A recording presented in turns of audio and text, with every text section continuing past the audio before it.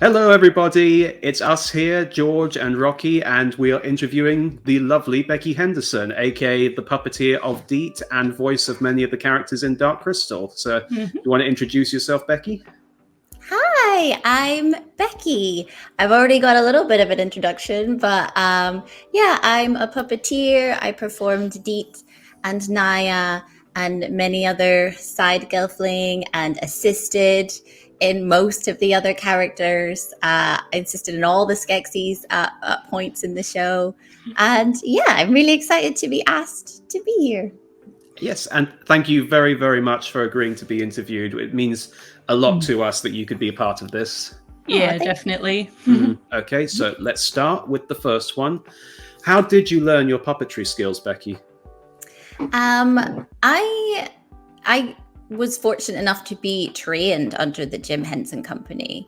Before that, like as a kid growing up, before I knew that you could be a puppeteer, I was making my own puppets and I had a video camera and I would video myself doing them with the screen flipped towards me. So without knowing it, I had done all this practice beforehand. And then I just wanted to work for companies that worked with puppets, not as a puppeteer, just I wanted to be involved in any way. And there was a company in Belfast that made like a Northern Irish branch of Sesame Street called Sesame Tree. Oh, And they had like this little bunny from Belfast. And I wrote to them. I was like, I would love to work for you in any way. And they invited me to come in for a puppetry workshop that was being held by a Henson puppeteer. And he scouted me from the workshop. We did like monitor work and stuff in it, which I hadn't realized, but I was really familiar with now because I'd been practicing it at home. So I guess I just stood out and he hired me and I was working the next week. I was hired and I was on my first show. Oh, wow. Yeah, that's it was really a little cool. bit of a baptism of fire, to be honest. I don't know if I was ready to work on my first show, but I did. Most good things tend to be like that, though. Yeah. Thrust in. I would say a lot of jobs in the film industry, they should like make boot camps that really show you what it's like, because it's really impossible to train for those conditions. Yeah, I used to work in musical theatre, so I know exactly what that's like. That's class. I always wanted to do musical theatre. That was like my dream thing. And then my like drama teachers were always like, oh, but you should do film. You're definitely a screen actor. And I used to be like really offended. It's like, I can't see my potential. But now I do get it. And I'm so much more subtle. And I do fit to screen. I get it. But at the time I was like, how dare they? All right. What would you say is your favorite production that you've worked on so far? I think it would be insane for me to not say the Dark Crystal to this question, because it is like this piece of history. It is so unlike anything else. It may be like the biggest scale puppet production I ever get to work on. I think it has to be the Dark Crystal. We won an Emmy. Like it's high fantasy, which I also love. So I got to like use my acting chops as well as instead of like Muppet style cute puppetry, you had to be doing like emotional death scenes with these puppets. And I also love that they're like creature puppets instead of Muppets, which is kind of like my favorite. What I guess like the Labyrinth was probably what made me interested in puppets the most, and like Gremlins. So things that were like creatures. That's what I honed in on. I was like, puppetry's class. So yeah, the Dark Crystal has to be the one. Absolutely. Yeah. And because we just did a review of Labyrinth, and it is interesting because the design of the puppets in Labyrinth is so elaborate and they were so amazingly well done, because I have seen the original Dark Crystal movie, and while technically speaking it is very impressive, you can tell that it was a little bit before its time. Yeah. So it's like the Dark Crystal TV series feels like they took everything they wanted the original movie to be and they made it like that. Yeah, they kind of like took what they learned. And I think even taking what the public learned, because I think there was a bit of a backlash of like not having humans. So then they got to make this hybrid where it was like creatures and humans. And that made a really good formula, I think. Yeah. And you were saying, George, in your review that the they used the puppets' ugliness to their advantage, basically. They did, yes. So because in Dark Crystal, the best puppets by far were the Skeksis and the Mystics, which looked deliberately ugly, but that meant they had more details to it, and it made it look more real. The Gelflings, I guess you could call it skin. I don't know what material it was. If it was latex or felt. Foam latex. Yeah, it was so smooth, it made them look rather unreal. You couldn't quite believe it was an actual creature. Yeah, I think Skeksis fall in that, it's called Uncanny Valley, where things are like human, but they're just not human enough, and they're just not creature enough. So we can kind of, feel a bit other about them. But I think that the Groton race have escaped Uncanny Valley slightly because their eyes are so big. For me, I'm like, you're a creature. Yes. Yeah. The Grotons, I get it. I buy it. I'm like, you're a creature. Yeah, a bunch of friends, and I call them fairy mice.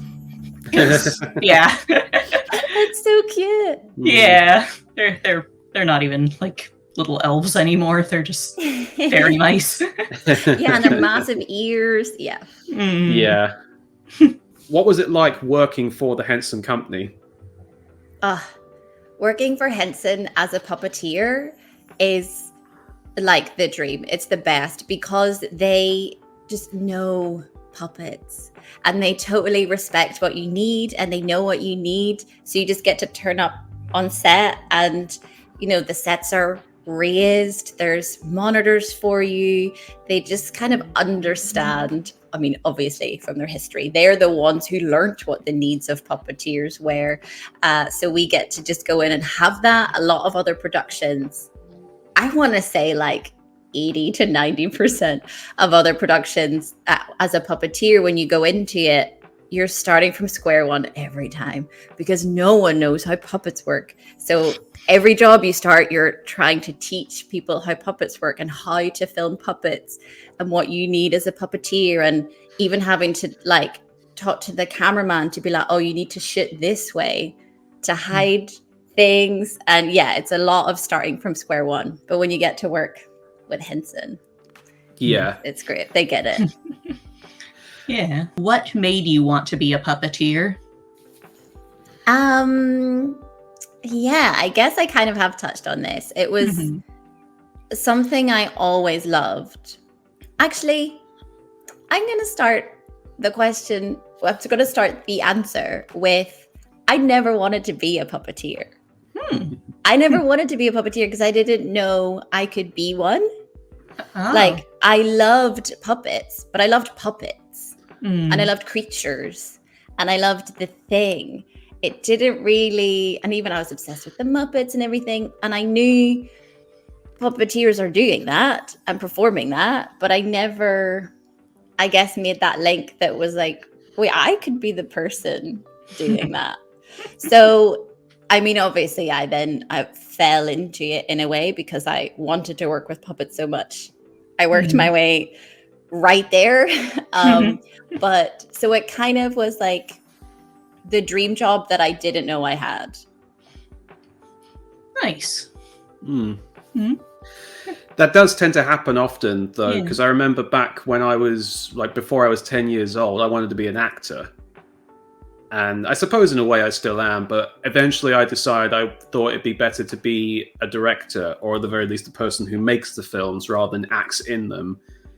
And it seems to have worked out better for me. It's like, Rocky, did you ever feel the same way about being an illustrator, or is that something you always wanted to do? Yeah, kind of. I liked illustrating, but I wasn't sure if I ever wanted to do children's books or anything like that. But then, in this age of the internet, it's like, oh yeah, illustrators are needed for all sorts of internet content.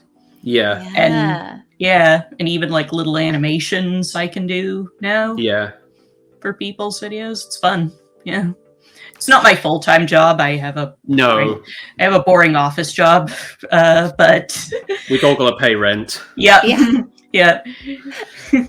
Although I suppose your equivalent of Beccy becoming a puppeteer for you is becoming a voice actor for Huck. Yeah, we kind of just stumbled into that one. Yeah. Yeah. Because you've been doing a lot of voice acting lately, and you've proven to be really good at it. Thank you. That's awesome. Yeah. Yeah, we already really did that question. It's like, have you always been a fan of Dark Crystal? But you already sort of answered that one. Well, I would say I was a fan of the Labyrinth. Mm-hmm. So I wasn't kind of into Dark Crystal in the same way. I think I respected Dark Crystal. I had a great respect for how amazing this was, but I was a kid, so it terrified me. I was like, I know this is great, but it's just scary. The part where they're like ripping the Chamberlain's clothes off. I thought that was his guts. I thought they were that's what I thought, because I'd only first watched the Dark Crystal movie about 3 years ago. When you see the little tiny arms, you thought, did they just disembowel him? Yeah, and there's like this red thing that looks like an intestine, but it's just a piece of fabric. But I was like, wow, they're just ripping his guts out, and then was like really surprised when he like comes back later. Yeah, how did he survive? To be fair, that is what would happen if you tried to disembowel a puppet. That is what would come out, just a bunch of tiny fabric. Arms, they did rip them apart. Yeah. Yeah. What's inside this creature? Oh, it's more arms. Yeah. It'd be like the episode of Scrubs where they had the Muppets on it. Yeah. We found what's wrong with you. Holds up X-ray. You have a hand inside you. That explains so much. Yeah, and a Skeksis would have like at least two whole people inside it. So yeah, it would. What would you say was the best part of working on the show, on the Dark Crystal? Ooh, I think the people, the other puppeteers, and even the crew. It was a really nice blessing of a project where everyone coming in, no one really knew the beast. So everyone came in at like a total level playing field. There was no department had like an ego of like, we know what's best and we know how this should be filmed, because like no one knew. It was even so different from the original that anyone who knew about the original didn't know how this would be done. So it was really grounding, I think, for everyone to start and meet at that level. And just got really lucky, I think. Like the core team of puppeteers, there's like 12 of us, and just like the best people, the loveliest people to work with. I can't imagine surviving a project as difficult as the Dark Crystal was without such a great team of supportive and brilliant people around. Definitely, yeah. If there was somebody who was not being a team player, I could imagine it would just be hell. Yeah, I'd be like, I just don't have time to deal with this. There's so much going on. Yeah, I've been in teams where they've had situations like that, and it is hell. So I know exactly. But just because we've watched the bloopers to the Dark Crystal show probably about 1 million times, and just based on it, it does seem to have been a really friendly and fun environment. Yeah, it was so much fun. It's fun. It was really hard, but like also, it was never not laughing. I was like laughing myself to tears all the time. And very in situations where it's just like, no one's ever going to believe this or understand the insanity of this situation. I think the bloopers really encapsulates, like, that was just the blooper reel, but that if you actually took every blooper, it'd be like 5 days long. Like, it's just constant. I don't know, it's like a puppeteer thing as well. It's just like a fun, when you have a puppet on and the camera's on you, it's so hard to not play. Yeah. Ging gang goody goody goody goody watcher, ging gang goo, ging gang goo. I'm a scat man. I think my favorite, apart from the ones where Dave Chapman ad libs, are the ones where I think it was I forget which one it was, but one character looks over, and then just on the other side of the set is a pigeon that somehow had gotten in. Hey! What the? Who the? What? Get out of here! Go! Yeah. Yeah. That was Alice Deet. That was Breya. Yeah, that was the right. pigeon Yeah. came in. It was very cold. It was like a winter time, and it was a winter set. Yeah, but I just find it's like they were just like, oh, there's a pigeon. Yeah. She was just acting along with it. Yeah, you stay in character, interestingly. And you probably couldn't have been able to spin that because a pigeon's too normal of a creature to exist in Thra. Yeah. So it's much too earthly. Yeah. How many moving parts, or at least interactive parts, were there on the puppets that you had to work with? Okay. From just the puppet? Just the puppet. Just the puppet. So the lead puppeteer controls the body, the head, and whatever their non-dominant hand is. So Deet's dominant hand is actually her left hand, because I'm right-handed. Most of them are left-handed. Most puppets, you will now notice, are left-handed. And then there's an assistant puppeteer that will take your other arm. If their legs are attached, that's another puppeteer to do both legs, ideally. And then you have another puppeteer who sat way far away at some other point of the stage. You won't even be able to see them, but you can hear them in your ear. And they're on your animatronic, like radio controls for the puppet's face. Each puppet has different animatronics of what their face can do. Deet, her eyes were so big that a lot of animatronics didn't fit inside her head. So she just kind of had like ears and eye tracking, but she didn't have eyebrows. That kind of movement. Yeah, that's true. She doesn't. Yeah, they have to. I heard somewhere that they had to CGI in her blinking. Yeah, they did, because they couldn't make it work. Which is not uncommon with a lot of puppetry work these days, is that the blinking's the one thing that you can't really do mechanically, so they CGI it. Well, what they did as well, like what Dean Egg is, who then added the blinks afterwards.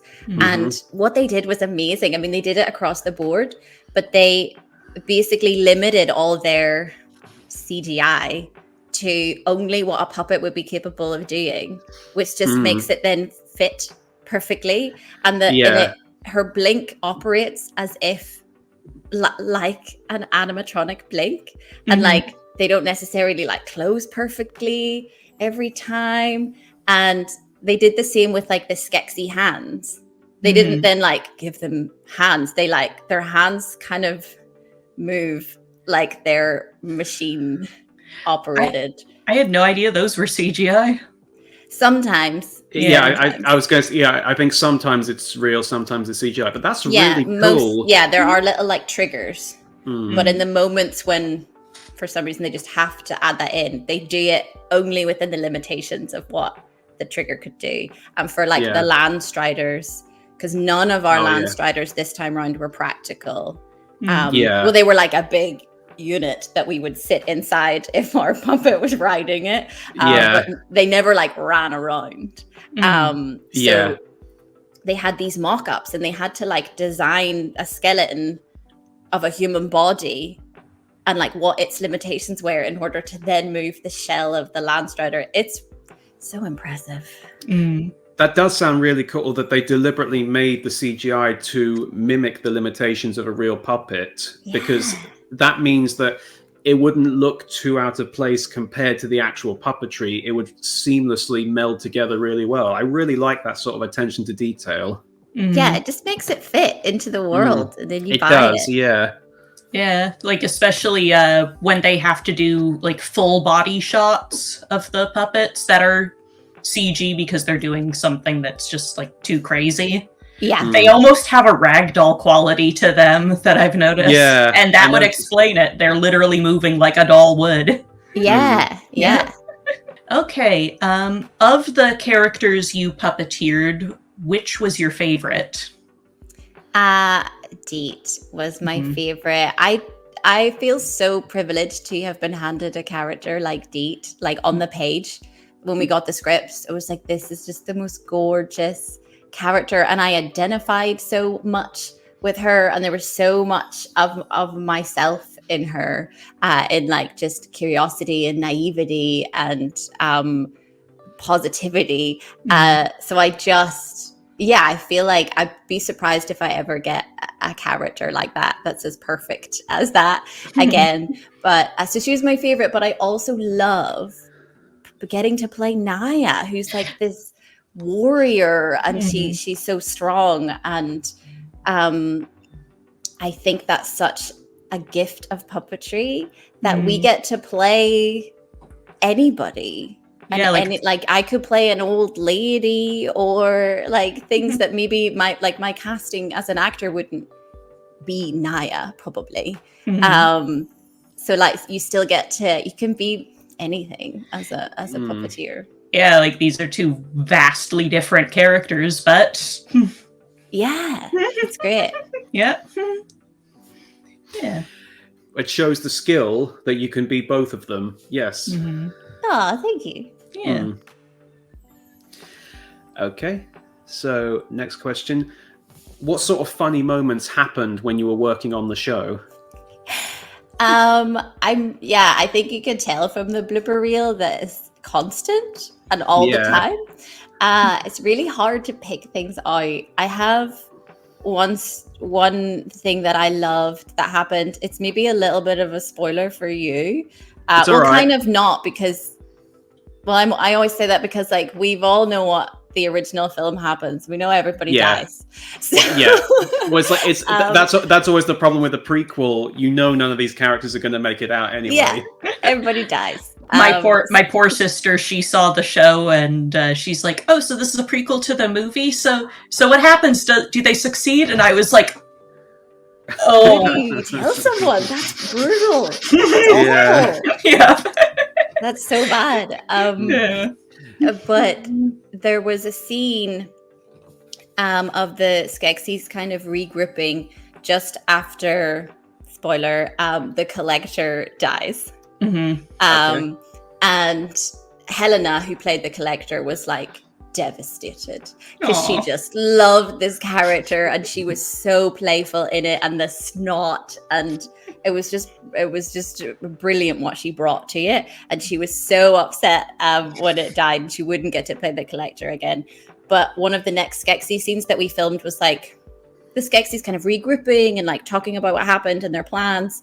It might be like where they maybe reveal the Gartham. I can't remember, but she rewrote the scene to be like, and it was just all the Skeksis lamenting over how much they loved the Collector. And then the scientist like comes in at the end with this like plan to go back, like with a time machine, I think it was, and like get the Collector back.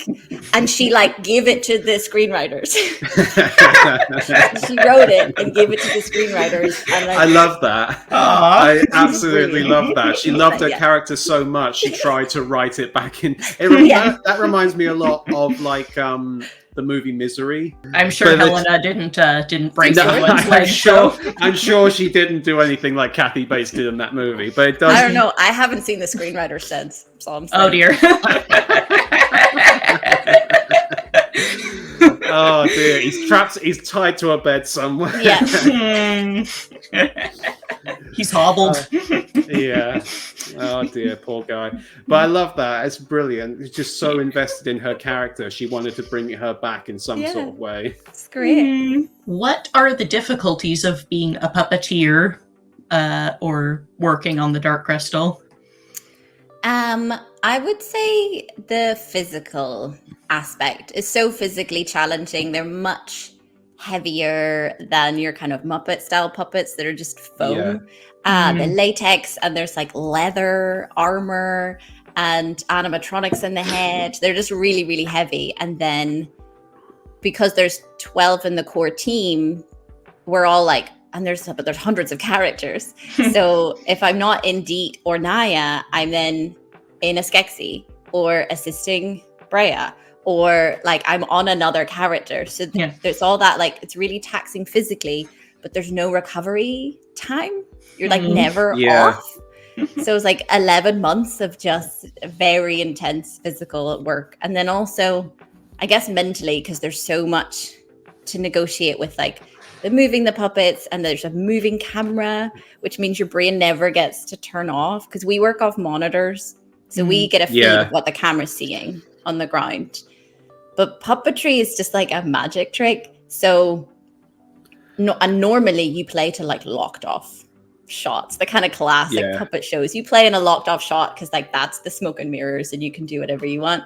But Dark Crystal, they introduced like moving cameras and puppets. And it's really hard because even like a millimeter difference, your character can look completely different, and like they're looking a different direction and all this stuff. So like the camera's maybe just breathing a bit and moving a bit, but that means your puppet is constantly just having to do these micro adjustments. So it's like always part of your brain on that, and then there's part of your brain remembering the lines, part of your brain delivering a dramatic performance. There's also maybe like an assistant under your armpit, and maybe you're crossing paths with another puppet, which means there's two humans squeezing by you. And there's such a dance happening. It's not a job for the claustrophobic. No, absolutely not. And and you'll just be like in holes sometime that there's like no extra room. Like it's just fitted to you. Well, actually, it's fitted to you like this. Yes, enough room for you to lift your arm over your head. Yeah, exactly. Oh goodness. I will say, because I definitely have gained a new appreciation for puppetry, because we started implementing puppetry into some of our videos. Like particularly, I've been using this thing. And I was talking about this in the first Dark Crystal stream we did, is that one expression I've had to do sometimes is this. So that he's upset. And you don't really think about the fact that in real life, what I'm doing to do this, if I show him my other hand, is this. which is not the kind of thing you would normally do with your hand. So it's definitely one of those things where you have to kind of let yourself escape and let your hand move as if it is the character, instead of just thinking about what you want to do. And also, I totally get what you mean with having to look at the screen, because normally when I would do the puppetry with this, I would have to do it behind this sofa, like proper old school style. But obviously I can't see the camera, so I don't know what it looks like. So I would then have to route an iPad from the camera to the behind the sofa so I can see what I'm doing. And it's very trial and error. And so then like you can be getting it wrong. And then once it hits, it's like, yes. And it just feels so good when you get it. Sounds like you had a really supportive staff working with you, though, at least. So absolutely. Next question. This one's more specifically for me, just because I had to ask this question because I knew you were on the same show together. But what was it like working with Dave Chapman? Dave Chapman's great. Dave Chapman I met on the first puppetry job I ever did. Whenever I did that workshop, and I started working the next week. I was working with Dave Chapman. He was like filling in for a puppeteer that was going off.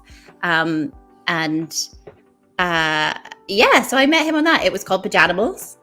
And we met there. And then he was on my next job, that puppet game show. It was like a BBC game show. And that sounds familiar. He played like the talk. Dave Chapman played like the talk show host.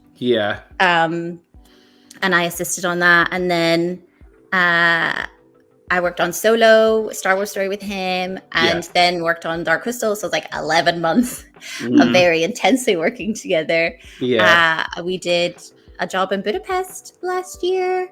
And we're also both big fans of Hobo Johnson and the Lovemakers, the musician, and his band. And so when he's over and playing in London, we go to see him. So we've been to two like Hobo concerts together. That's really cool. But wonderful, wonderful human, brilliant person to work with. Just so funny and grounded and like really lighthearted about stuff, which is in a working environment sometimes exactly what you need. He's like obviously taking it seriously, but like with reality attached. Well, considering, because like I said, I primarily grew up watching him on CBBC back in the 2000s, particularly Dick and Dom and the Bungalow, because he was one of the main puppeteers, voice actors, and actors. And yet, considering the kind of physical stuff you had to put up with on that show, you kind of have to. That was such a mad show. It was. You kind of have to be lighthearted about it, because it's like the puppets he would play would get beaten up by the kids all the time. There are EU regulations against this kind of thing. Or he would get beaten up by the kids as a human man. Well, he would sometimes, the bit that they did, was it called Daddy Don't Go? Daddy Don't Go, yeah. It's where they had to grab onto their ankles to prevent them from running away. What you're actually seeing here is a load of grown men and some kids rolling around a carpet. That's all that is. Come on, you weedy bananas! Get him through there! Yeah, he puts up with a lot. It's given him a really great work demeanor. It does, Works to my benefit. Every time I hear something new about this Dick and Dom show, I'm just speechless. Yeah, because Rocky didn't grow up watching it. She did grow up in England, but she didn't watch Dick and Dom. So she's like, it's completely... That's my equivalent of the Dark Crystal to her. Yeah. Yeah, it's bonkers. A bonkers show. Yeah. Yeah, no, I was 11 when I moved to England, so it was a little after... Yeah, the show would have just been around, wrapping up around that time. Yeah. But yeah, he seems like a really fun guy to know and work with. He is. Did you get to meet any of the voice actors while you were working on the show, or I imagine that was done later? Yeah, so none of us knew who would be voicing us while we did it. I think a lot of them were cast like well after we had filmed and wrapped.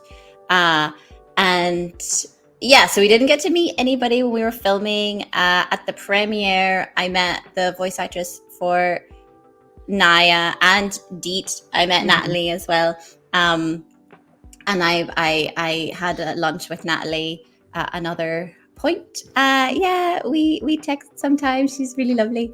I think I'm really blessed. I had, for Naya, Hannah John Cameron is who revoiced her, and when we met at the premiere, it was like I think it was the first time I'd heard Naya's voice being done. I think. And obviously there's like a weird feeling like what's it gonna sound like, but it was class because she has the voice I was like trying to do. So it was like, this is perfect, because I wanted this like really low voice, but like my voice only goes like this low, and like she was like, it don't know, it was just perfect. That's just how she talks. And she, we had a very brief chat, but she just really appreciated. She was like, oh, I can like see what you did, and that was really cool to have that kind of collaboration. And then had the exact same thing with Natalie, and it was so cool to have Natalie on because she like loves the art of the puppetry and like just really respects that, and like just loves the puppeteers and thinks like what we're doing is amazing. And it's so nice to have someone to like pass your character onto that feels that way. That's not just like, oh, I don't like the decisions that you made, and I like, because we kind of limit them in a way because they have to match our breath. So we can, I imagine as an actor coming in, it could be a bit like, I would have loved to do this line really angry, but you've done it really calm, and there's just nothing I can do about it. So I really appreciated having Natalie. Like she really gets it and gets the art form, and that's awesome. Yeah, and she had a really hard task, I think, because like really early on, I was like, who's going to be revoicing it? Because I obviously have like a Northern Irish accent. I can pretty much bet they're not going to be Northern Irish. So like, where do you want me to be? And they were like, oh no, we love your accent. I was like, that's cute, but that's not the point. And so I just like kept it. Well, I kind of neutralized it a bit, like fantasy accent. But then that meant that like Natalie just had to redub this like English accent in a lip pattern of a different accent, which is incredibly hard to do. Sounds so difficult to do. There's maybe just like extra vowel openings, or maybe not enough vial openings. Like, yeah, she got handed a really hard job. So well done. Bravo to that, because that does sound difficult. Mm-hmm. Yeah. Yeah. Goodness. Wow. Mm-hmm. What is the best part, in your opinion, about being a puppeteer? Oh,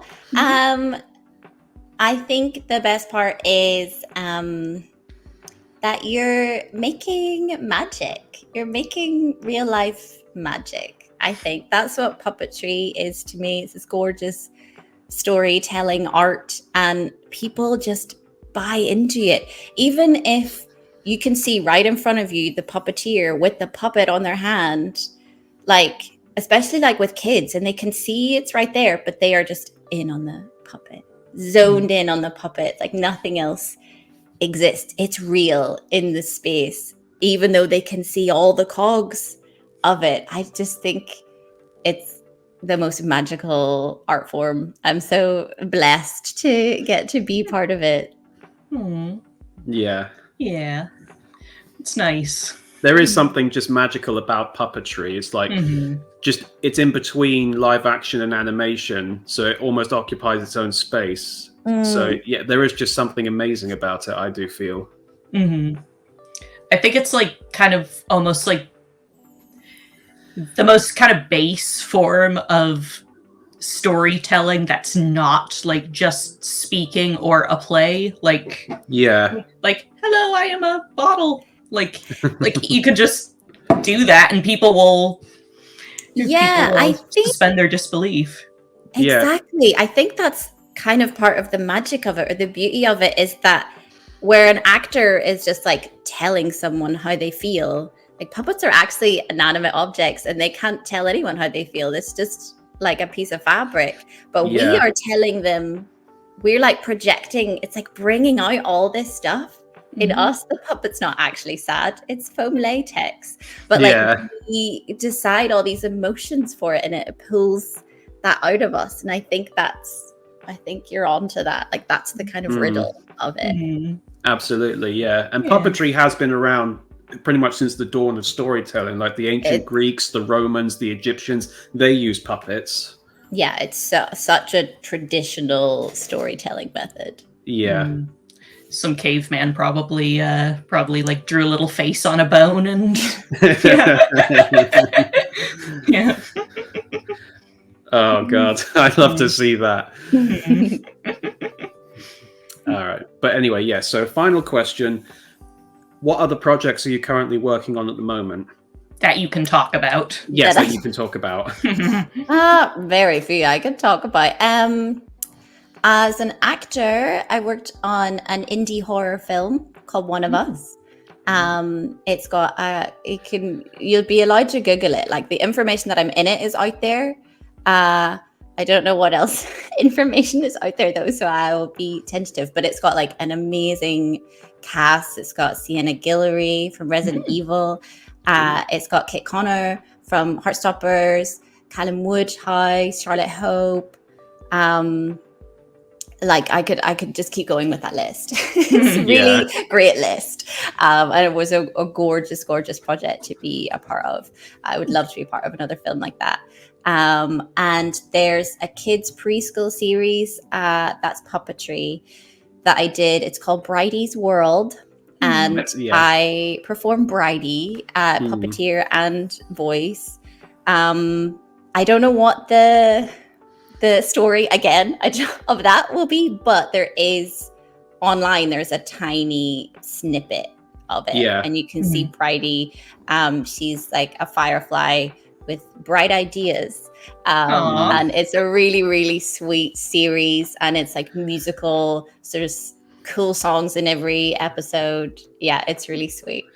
I saw the preview of that about a month or so ago, and it looks really, really cute. It's like when I saw it, it reminded me of sort of a mix between Blue's Clues and Bear in the Big Blue House. I loved Bear in the Big Blue House, which is another Henson production. Yes, it was brilliant. Except the movie was a little scary, I will say. Yeah, it was a bit. But no, it's like with Brighty interacting with that human. It reminded me a lot of the way Blue would interact with that guy on Blue's Clues. Mm-hmm. Yeah. Steve or Kevin, depending on your region. Yeah, because they had different actors depending on what region they were in. Yeah. Oh, I don't think I knew that. I just knew the one guy. Yeah, in America it was an American guy. In Britain it was a British guy. Oh. Because I remember, because I would watch it when I was a kid, and I would see the guy with the British accent, and then I would see clips on YouTube years later. It's like, why is he American now? He thought you were going crazy for a bit. Yeah. Like, am I remembering this right? Yeah. Yeah. But yeah, both of those things sound really cool, and I really hope that they take off and are a big success. Yeah, me too. Mm-hmm. And many more projects to come. Yes. Mm-hmm. Yeah. Okay, so that is the end of our questions. So, Becky, if you want to say anything before we sign off. I would like to tell anyone who wants to be a puppeteer or an artist to just go for it and don't be afraid of failing. Well said. Yes, very well said. Okay, well, thank you very much, Becky, for doing this interview with us. You were fantastic. Thank you. Yeah. Okay, so be sure to check out Becky's other work and stay tuned for the remainder of our Dark Crystal streams. I've got through this whole thing without getting tongue-tied until the very end. But yes, be sure to stay tuned to our Dark Crystal streams, and we will see you soon. Bye. Bye.